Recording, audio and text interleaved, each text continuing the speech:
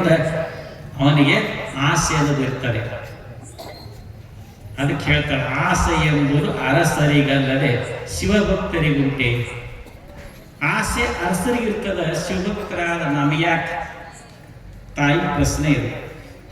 ಆಸೆ ಅರಸರಿಗೆ, ನಾವು ಶಿವಭಕ್ತರು, ನಮ್ಗೆ ಯಾಕೆ ಆಸೆ? ನಮ್ಮ ಆಸೆ ಏನು? ಭಗವಂತನ ಪೂಜೆ ಮಾಡಬೇಕು, ಭಗವಂತನ ಧ್ಯಾನ ಮಾಡಬೇಕು, ಆಧ್ಯಾತ್ಮದ ವಿಷಯಗಳನ್ನು ತಿಳ್ಕೊಳ್ಬೇಕನ್ನುವಂಥ ಆಸೆ ನಮಗೆ. ಅಂಥದ್ರಾಗ ಇಂಥ ಆಸೆ ಯಾಕೆ? ಆಸೆ ಅರಸರಿಗೆ, ಶಿವಭಕ್ತರಿಗೆ ಅಂತ ಹೇಳಿಲ್ಲ. ಮತ್ತು ಮುಂದೆ ಹೇಳ್ತಾಳೆ, ರೋಷವೆಂಬುದು ಯಮದೂತರಿಗಲ್ಲದೆ ಅಜಾತರಿಗಂತೆ ಹೇಳಿಲ್ಲ. ಸಿಟ್ಟು, ಕೋಪ, ರೋಷ ಯಾರಿಗಿರ್ತವೆ? ಯಮದೂತರಿಗೆ.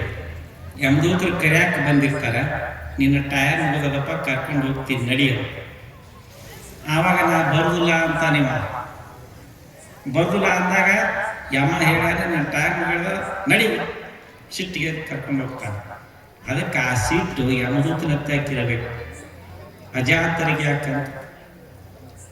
ಹುಟ್ಟು ಸಾವುಗಳ ಹಂಗೆ ಇಲ್ಲದವ್ರಿಗೆ ಸಿಟ್ಟು ಯಾಕೆ, ಕೋಪ ಯಾಕೆ? ಈ ಸಕ್ಕಿ ಆಸೆ ನಿಮಗೇಕೆ? ಇಷ್ಟ ಅಕ್ಕಿ ತರಬೇಕನ್ನೋ ಆಸೆ ನಿಮ್ಗೆ ಯಾಕೆ ಬಂತು? ಈಶ್ವರನ ಭಗವಂತ ಇದಕ್ಕೆ ಒಪ್ಪೋದಿಲ್ಲ. ಮಾರಯ್ಯ ಪ್ರಿಯ ಅಮರೇಶ್ವರ ಲಿಂಗಕ್ಕೆ ದೂರ ಮಾರಯ್ಯ, ನೀ ಆಸೆ ಮಾಡಿಟ್ಟು ತಂದಿಯಲ್ಲ, ಇದರಿಂದ ಭಗವಂತ ನಿನ್ನನ್ನು ದೂರಿಡ್ತಾನೆ, ಭಗವಂತನ ಕೃಪಾ ನಿಮ್ಗೆ ಆಗೋದಿಲ್ಲ. ಅದಕ್ಕೆ ಆಸೆ ಇರಬಾರ್ದು ಅನ್ನುವಂಥ ಮಾತು. ಆಸೆ ಇದ್ರೆ ಕೆಡುಕು, ಆಸೆ ಇದ್ರೆ ತೊಡಕು. ಎಷ್ಟು ಇರ್ತದೆ ಅಷ್ಟರೊಳಗೆ ತೃಪ್ತಿ ಹೊಂದುವಂಥ ಭಾವ ಯಾರಲ್ಲಿ ಇರ್ತದೆ, ಅವ್ರು ಭಾಳ ಚೆನ್ನಾಗಿ ಬದುಕ್ತಾರೆ ಈ ಜೀವನಗಳು. ಅದಕ್ಕೆ ಆಸೆಗಳೊಳಗೆ ಎರಡು ಪ್ರಕಾರ, ಒಂದು ಸದಾಸೆ, ಇನ್ನೊಂದು ದುರಾಸೆ.